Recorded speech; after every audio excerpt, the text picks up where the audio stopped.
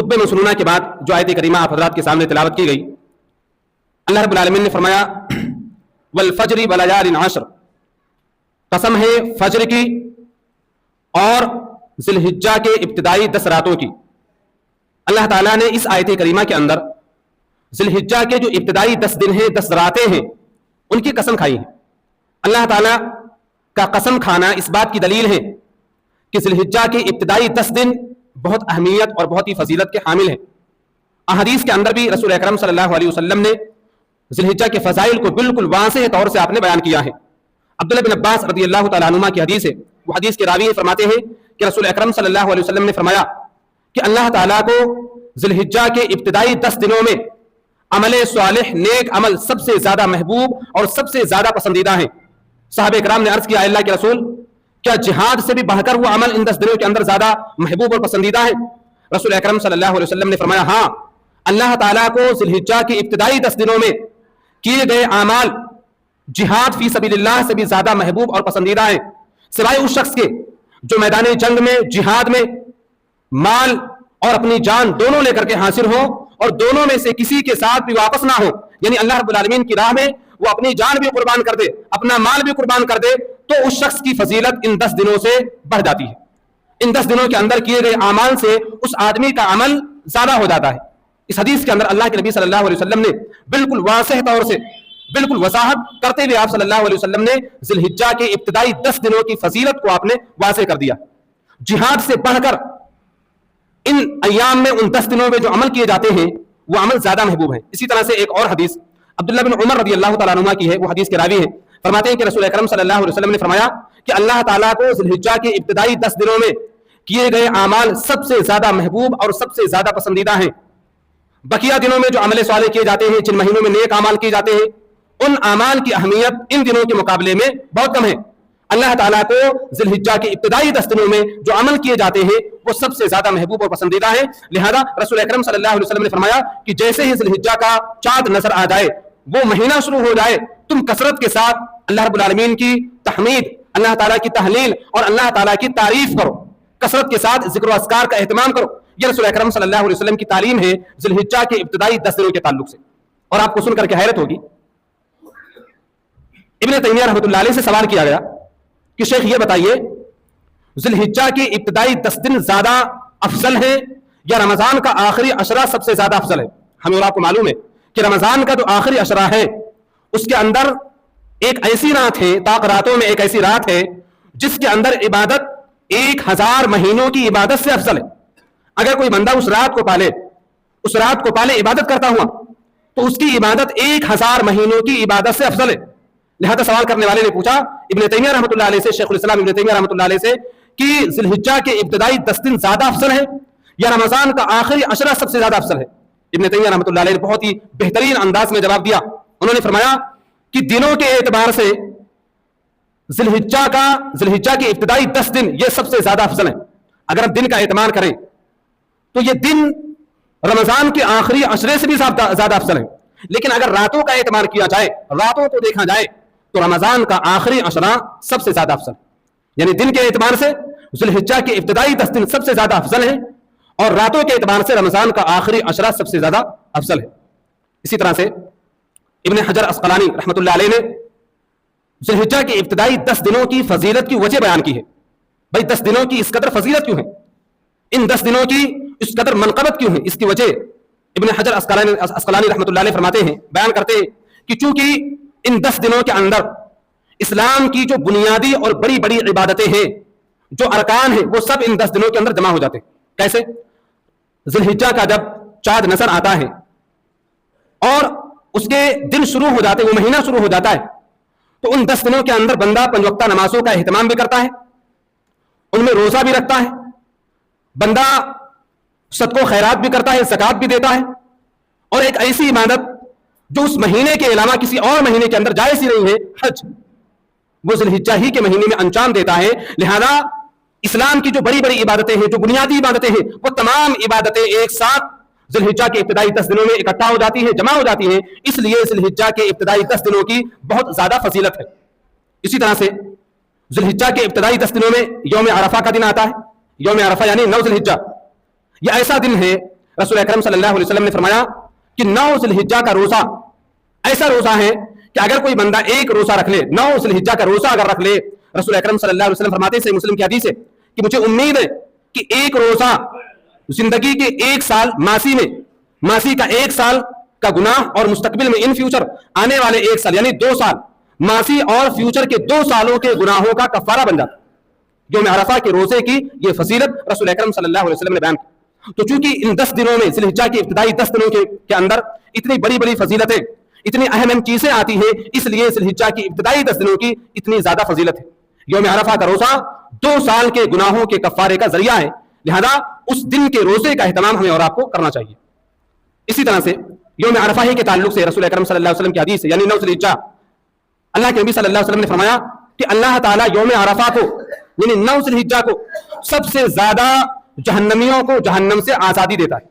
اللہ تعالیٰ سب سے زیادہ جہنمیوں کو جہنم سے نکال دیتا ہے، ان کو ان کے گناہوں کے اللہ تعالیٰ معاف کر دیتا ہے، ان کو جہنم سے خلاصی مل جاتی ہے۔ یہ اہمیت ہے ذی الحجہ کے 9 تاریخ کی۔ لہذا جب اتنی فضیلتیں اور اتنی حدیثیں اس مہینے کی 10 دنوں کے تعلق سے وارد ہیں، تو ظاہر سی بات ہے کہ ذی الحجہ کے ابتدائی 10 دنوں کی فضیلت بھی اللہ رب العالمین نے اور رسول اکرم صلی اللہ علیہ وسلم نے احادیث کے اندر واضح کی ہے، اور یہی وجہ ہے کہ اللہ تعالیٰ نے قرآن کریم کے اندر ذی الحجہ کی ابتدائی 10 دنوں کی قسم کھائی ہے، فرمایا والفجر ولیال عشر، مجھے قسم ہے فجر کی اور ذی الحجہ کی ابتدائی 10 راتوں کی۔ لہذا ہمیں اور آپ کو چاہیے کہ ہم اپنے آپ کو بالکل تیار، بالکل مستعد اور چوکنا رکھے ان 10 دنوں کے اندر عبادت کے اندر مصروف کرنے کے لیے۔ اور میرا مقصد ذی الحجہ کی فضیلت کو بیان کرنے کا یہی ہے تاکہ دن کے آنے سے پہلے ہمارے اور آپ کے ذہن کے اندر ان 10 دنوں کی فضیلت، ان کی منقبت، ان کی اہمیت ہمارے اور آپ کے ذہن کے اندر بیٹھ جائے تاکہ ہم ان 10 دنوں کو نہ گمائیں۔ صحابہ کرام کے تعلق سے آتا ہے، خاص طور سے حضرت علی رضی اللہ تعالیٰ عنہ، زید بن ثابت رضی اللہ تعالیٰ عنہ، عبداللہ بن مسعود رضی اللہ تعالیٰ عنہ، اور اسی طرح سے عبداللہ بن عباس، عبداللہ بن عمر وغیرہ صحابہ کرام کے تعلق سے آتا ہے کہ وہ ان 10 دنوں میں یعنی ذی الحجہ کے ابتدائی 10 دنوں میں کثرت سے عبادتوں کا اہتمام کیا کرتے تھے اور کثرت کے ساتھ تکبیرات کا اہتمام کیا کرتے تھے۔ ان صحابہ کرام کی جو حدیثیں ہیں، جو ان کے واقعات ہیں، ان کو جمع کرنے سے پتہ چلتا ہے کہ یہ صحابہ کرام ذی الحجہ کی پہلی تاریخ سے یعنی چاند لکھنے سے ہی ذی الحجہ کی پہلی تاریخ سے لے کر کے 13 ذی الحجہ تک تکبیرات کا اہتمام کیا کرتے تھے۔ اور عبداللہ بن مسعود رضی اللہ تعالیٰ عنہ کے تعلق سے آتا ہے کہ وہ خاص طور سے 9 ذی الحجہ کے شروع ہونے سے اور 10 ذی الحجہ یعنی عصر کی نماز تک، 9 ذی الحجہ سے لے کر کے 10 ذی الحجہ کی عصر کی نماز تک عبداللہ بن مسعود رضی اللہ تعالیٰ عنہ کثرت کے ساتھ تکبیرات کا اہتمام کیا کرتے تھے۔ اور یہ صحابہ کرام یعنی حضرت علی رضی اللہ تعالیٰ عنہ، عبداللہ بن مسعود رضی اللہ تعالیٰ عنہ، عبداللہ بن عباس، عبداللہ بن عمر، یہ تمام صحابہ کرام ذی الحجہ کے مہینے میں بازار میں، مارکیٹ میں نکل جاتے تھے اور بلند آواز سے تکبیرات کا اہتمام کیا کرتے تھے، لوگوں کو یاد دلاتے تھے، کیونکہ مارکیٹ میں، بازار میں لوگ کام کاج کے اندر، لین دین میں، خرید و فروخت میں بہت زیادہ مصروف رہتے ہیں، ذہن سے ان کے بات نکل جاتی ہے۔ لہذا یہ صحابہ کرام خاص طور سے ان 10 دنوں میں بازار میں جا کر کے ان تکبیرات کا بلند آواز سے اہتمام کیا کرتے تھے تاکہ لوگوں کو پتہ چلے اور لوگ ہمیں سن کر کے ان تکبیرات کا اہتمام کریں۔ لہذا ذی الحجہ کے ابتدائی 10 دنوں میں ہمیں اور آپ کو روزہ، نماز، صدقہ و خیرات کے ساتھ ساتھ تکبیرات کا بھی اہتمام کرنا ہے۔ اسی طرح سے حدیث کے اندر آتا ہے، رسول اکرم صلی اللہ علیہ وسلم نے فرمایا کہ تم میں سے جو شخص قربانی کرنے کا ارادہ رکھتا ہو اس کو چاہیے کہ وہ ذی الحجہ کا مہینہ لگتے ہی قربانی تک اپنے بال اور ناخن نہ تناشے نہ کاٹے۔ سوال یہ ہے، بہت سارے لوگ پوچھتے ہیں کہ جن کے نام سے قربانی ہے وہ یا پوری فیملی، پورے گھر والے؟ اس میں صحیح اور درست جواب یہ ہے کہ جس شخص کے نام سے قربانی ہونے والی ہے، جو شخص اپنے نام سے قربانی کرنے والا ہے، وہ شخص اس حدیث کے اندر مخاطب ہے، وہ شخص خاص طور سے اپنے بال اور ناخن نہ تراشے۔ لیکن اگر گھر والے بھی ثواب کی نیت سے، نیکی کی نیت سے، نیک نیتی کے ساتھ اپنے بال اور ناخن نہ تراشے تو عند اللہ وہ بھی اللہ رب العالمین کے یہاں اجر و ثواب کے مستحق ہوں گے، ان کو بھی نہ کاٹنے پر اللہ تعالیٰ اجر و ثواب دے گا۔ میرے بھائی اور دوستو، ہم اور آپ کچھ ہی ایام کے بعد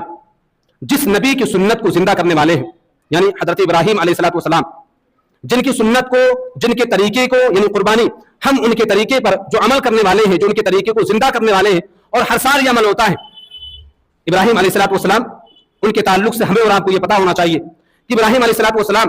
ایک بت پرست گھر کے اندر پیدا ہوئے۔ ان کے باپ آزر یہ خود بت بناتے تھے اور بنانے کے بعد ان بتوں کو مارکیٹ میں سیل کرتے تھے اور گھر کے اندر کچھ مخصوص بتوں کی عبادت بھی کیا کرتے تھے۔ یعنی ایسے گھرانے کے اندر حضرت ابراہیم علیہ الصلوۃ والسلام کی پیدائش ہوئی جو گھرانہ سر تا پیر شرک کے اندر ڈوبا ہوا تھا۔ ابراہیم علیہ الصلوۃ والسلام نے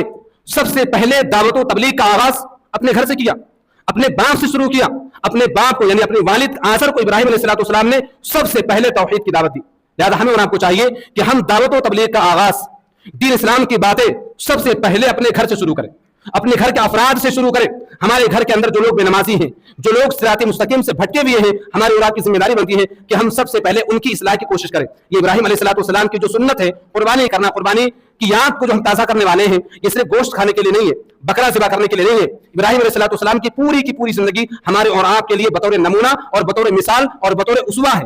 ابراہیم علیہ السلام نے سب سے پہلے اپنے باپ آزر کو سمجھایا, توحید کی دعوت دی, ایک اللہ کی عبادت کا حکم دیا. آج ہمارے یہاں دیکھا یہ جاتا ہے, باپ اگر بے نمازی ہو, باپ کے اخلاق اچھے نہ ہوں, یا باپ صراط مستقیم سے بھٹکا ہو, تو بیٹوں کو اپنے باپ سے گفتگو کرنے میں شرم آتی ہے. بیٹے یہ سمجھتے ہیں کہ ہم اپنے باپ کے سامنے کیسے بات کر سکتے ہیں, ہم ان سے گفتگو کیسے کر سکتے ہیں. میرے بھائیو دوستو, ابراہیم علیہ السلام نے سب سے پہلے اپنے باپ کے عقیدے کو صحیح کرنے کی کوشش کی, اپنے باپ کو دعوت دی. اس کے بعد جب گھر کے اندر ان کی دعوت پھیل ہو گئی, ضروری نہیں کہ آپ سمجھائیں تو آپ کے گھر والے مان بھی جائیں, ہو سکتا ہے کہ آپ کو گھر سے بھگا بھی دے, آپ کو گھر سے نکال بھی دے. ابراہیم علیہ السلام نے جب توحید کا آغاز کیا, توحید کی دعوت دی اپنے باپ کو, ان کو گھر سے جانا پڑا. ابراہیم علیہ السلام نے عقیدے کو بچاتے ہوئے, توحید کو بچاتے ہوئے اپنا گھر چھوڑ دیا. اس کے بعد قوم کے اندر آ کر کے قوم کو دعوت و تبلیغ دینا شروع کی. قوم کے اندر اللہ رب العالمین کی وحدانیت کا اعلان کیا. لہذا قوم نے بھی حضرت ابراہیم علیہ السلام کو نکار دیا, قوم نے بھی حضرت ابراہیم علیہ السلام کی کوئی بات نہیں مانی. لہذا ابراہیم علیہ السلام جب تھک ہار گئے, بہت دعوت دی, بہت سمجھایا, لوگ نہیں مانے, بتوں کی عبادت سے باز نہیں آئے. ایک دن قوم کے لوگ میلے میں گئے اور ابراہیم علیہ السلام صنم خانے میں, بت خانے کے اندر گئے اور تمام بتوں کو توڑ پھوڑ دیا. لہذا جب لوگ میلے سے واپس آئے اور دیکھا کہ تمام بت ٹوٹے پھوٹے ہیں, تو سب کی نظر سب سے پہلے ابراہیم علیہ السلام پر ہی گئی اور ان کو عدالت کے اندر کھڑا کیا گیا. قوم کے لوگوں نے, اور اس وقت کا جو بادشاہ تھا, اس نے فیصلہ کیا کہ ابراہیم علیہ السلام کو آگ کے اندر جلا دیا. لہذا ابراہیم علیہ السلام کو آگ کے اندر جلانے کے لیے قوم کے لوگوں نے لکڑیاں جمع کی, جنگلات سے لکڑیاں کاٹ کے لائے اور بہت بڑا الاؤ جمع کیا, بہت بڑا آگ کا ایک گڈھا کھودا اور اس کے اندر آگ جمع کیا, ایک بہت بڑا الاؤ جلایا. مفسرین لکھتے ہیں کہ آگ کی لپٹیں اس قدر تھیں, آگ کی لپٹیں آسمان سے گویا کی باتیں کر رہی تھی. کوئی پرندہ اس گڑھے کے اوپر سے گزرنے کی جسارت نہیں کر پا رہا, اس قدر آگ کی لپٹیں آسمان سے باتیں کر رہی تھی. ایک ابراہیم کو, ایک توحید کی دعوت دینے والے کو جلانے کے لیے اتنا بڑا الاؤ جلایا گیا. لہذا ابراہیم علیہ السلام کو جب آگ میں ڈالنے کی باری آئی, اللہ رب العالمین نے جبریل امین علیہ السلام کو بھیجا اور انہوں نے کہا کہ ابراہیم, اگر تم مجھے حکم دو تو میں یہ آگ آپ کی بستی کے اوپر, آپ کی قوم کے اوپر پلٹ دوں, اور تمام کے تمام لوگ دیکھتے ہی دیکھتے خاک ہو جائیں گے. ابراہیم علیہ السلام نے حضرت جبریل علیہ السلام سے فرمایا کہ میں جس رب کی خاطر آگ میں ڈالا جا رہا ہوں,